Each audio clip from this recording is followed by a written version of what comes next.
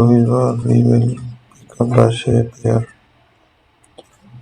We will take it. Then I will embed the image over it.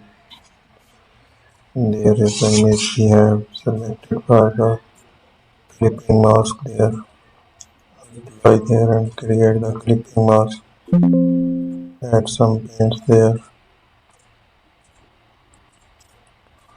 Using it. So let's make the different changes.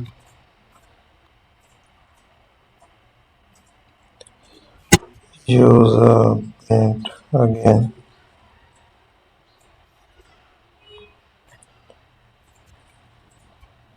That's the clipping mask.